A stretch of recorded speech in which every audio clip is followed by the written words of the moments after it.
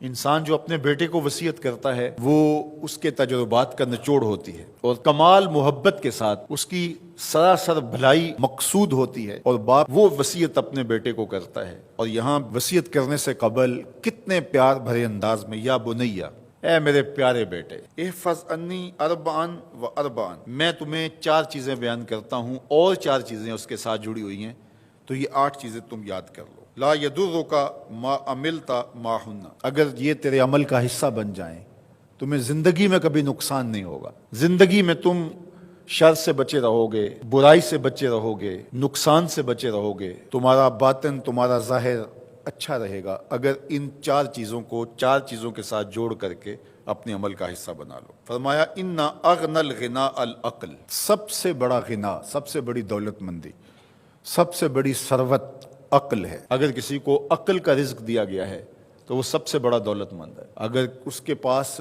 مال و متاع بہت سارے ہیں لیکن بے وقوف ہے تو وہ دولت مندی نہیں ہے۔ وَأَكْبَرُ الْفَقْرِ الْحُمْقُ، اور سب سے بڑا فقر اور سب سے بڑی محتاجی جہالت ہے۔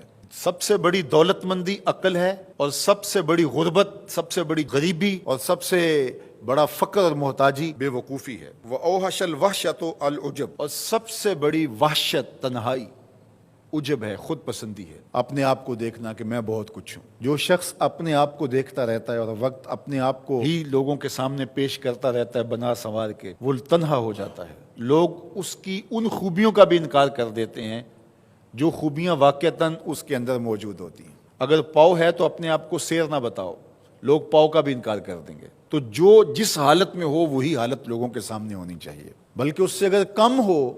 شیخ سعدی نے ایک بڑی خوبصورت بات لکھی کہ تم برے ہو لوگ تجھے نیک سمجھیں یہ بری بات ہے، لیکن تم نیک ہو اور لوگ تجھے برا سمجھیں تو کوئی فرق نہیں پڑتا، تم اللہ کی نظر میں نیک ہو۔ اس لیے تم اگر سیر ہو اور لوگ تمہیں پاؤ سمجھے تو کوئی فرق نہیں پڑتا، لیکن اگر تم اپنے آپ کو پیش کر رہے ہو تو لوگ تمہاری اس حیثیت کا بھی انکار کر دیں گے جو تمہیں حاصل ہے۔ وَأَكْرَمُ الْحَسَبِ حُسْنُ الْخُلُقِ، سب سے اچھا جو حسب و نسب ہے وہ کیا ہے؟ میں فلاں ہوتا ہوں، میں فلاں ہوتا ہوں، میں فلاں کا بیٹا ہوں، فلاں قبیلے سے میرا تعلق ہے، میرا باپ بڑا امیر کبیر تھا۔ اپنا حسب نامہ اس طرح لوگ پیش کرتے ہیں، مجھے جانتے ہو کہ میں فلاں ابن فلاں ہوں۔ سیدنا علی المرتضیٰ فرماتے ہیں بہترین جو حسب ہے جو آپ پیش کرتے ہیں وہ کیا ہے؟ حسن الخلق، تمہارے اخلاق کیسے ہیں، تمہارا خلق گواہی دے گا کہ تم اچھے خاندان کے چشم و چراغ۔ مشکانست کے خود ببوئت نہ کہ عطار بگوئت۔ فارسی کا ایک مقولہ ہے کہ خوشبو وہ ہوتی ہے جو خود بتائے کہ میں خوشبو ہوں۔ خوشبو بیچنے والا بتاتا پھر ذرا سونگ کے دیکھیے یہ بڑی اچھی خوشبو ہے، ذرا سونگیے، کہا یہ بتانے کی ضرورت نہیں۔ حضرت علی المرتضیٰ فرماتے ہیں تمہارے خلق کی خوشبو سے لوگ سمجھ جائیں گے یہ کون ہے، تمہارے اخلاق اتنے اچھے ہوں کہ لوگ پہچان جائے تم کون ہے۔ تو بہترین حسب و نسب کیا ہے؟ اپنے بیٹے حضرت امام حسن رضی اللہ تعالیٰ عنہ کو بتا رہے ہیں، مجھے بتائیے امام حسن سے بہتر نسب اور حسب کس کا ہو سکتا ہے؟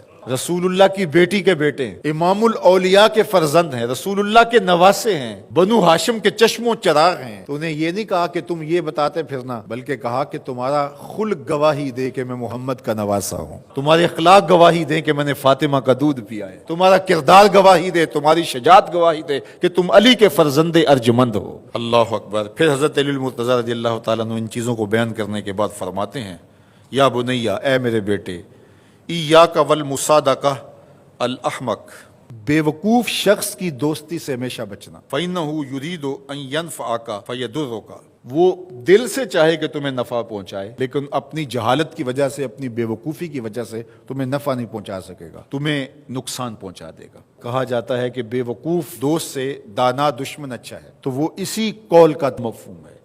آپ نے اپنے بیٹے حسن کو یہ نصیحت کی، یہ نصیحت پلے باندھنے، اور کبھی بھی جاہل اور بے وقوف سے دوستی نہ رکھیں، اس سے رویہ اچھا رکھیں، سلوک اچھا کریں، اس کے لیے خیر کا ذریعہ بنیں آپ۔ یہ مطلب نہیں کہ بے وقوف کو آپ سلام بھی نہ کریں، لیکن دوستی اعتماد آپ اس پہ نہیں کر سکتے۔ وَإِيَّاكَ وَمُصَادِقَةَ الْبَخِيلِ، اور بخیل سے کبھی بھی دوستی نہ لگانا۔ فَإِنَّهُ يَبْعُدُ عَنْكَ أَحْوَجَ مَا تَكُونُ إِلَيْهِ، اس لیے کہ جب تجھے انتہائی ضرورت کا وقت آئے گا تو وہ تجھ سے دور ہٹ جائے گا، اور تو اس پہ توقع لگائے ہوئے ہوگا کہ میرا دوست ہے اور اوکھے ویلے میرے کام آئے گا، لیکن اوکھے ویلے وہ کام نہیں آئے گا۔ تو بخیل سے دوستی کا رب نہیں رکھنا۔ وَإِيَّاكَ وَمُصَادَقَةَ الْفَاجِرِ، بدکار شخص سے کبھی دوستی نہ رکھ، برے شخص سے کبھی دوستی کا رشتہ نہ جوڑنا۔ فَإِنَّهُ يَبِيعُكَ بِالطَّافَةِ، جو فاسق و فاجر ہے، برا شخص ہے، بدکار ہے، اس سے دوستی نہ رکھنا، اس لیے کہ وہ بہت تھوڑی قیمت میں تجھے بیچ دے گا۔ اور آخری بات، وَإِيَّاكَ وَمُصَادَقَةَ الْكَذَّابِ، جھوٹے آدمیوں سے کبھی دوست نہیں رکھنا۔ فَإِنَّهُ كَالسَّرَابِ يُقَرِّبُ عَلَيْكَ الْبَعِيدَ وَيُبْعِدُ عَلَيْكَ الْقَرِيبَ، وہ بعید کو تجھے قریب دکھائے گا، قریب کو تجھے بعید دکھائے گا۔ جو چیز قریب ہوتی ہے، جو سراب ہوتا ہے تو دور سے پانی دکھائی دیتا ہے، لیکن جب قریب جا کے دیکھتے ہیں تو سراب ہوتا ہے، پانی نہیں ہوتا۔ تو کہا وہ بھی سراب کی طرح ہوتا ہے، کذاب، جھوٹ بولنے والا، جو تجھے وہ نقشہ کھینچے گا جو ہوگا نہیں، تجھے وہ چیزیں بتائے گا جو نفس العمل میں نہیں ہوں گی، اور تو ایک مغالطے میں مارا جائے گا۔ یہ ہے حضرت سیدنا علی المرتضیٰ رضی اللہ تعالی عنہ کے وہ اقوال نور، جن کی گہرائی، گیرائی اور حکمت سے بھرے ہوئے یہ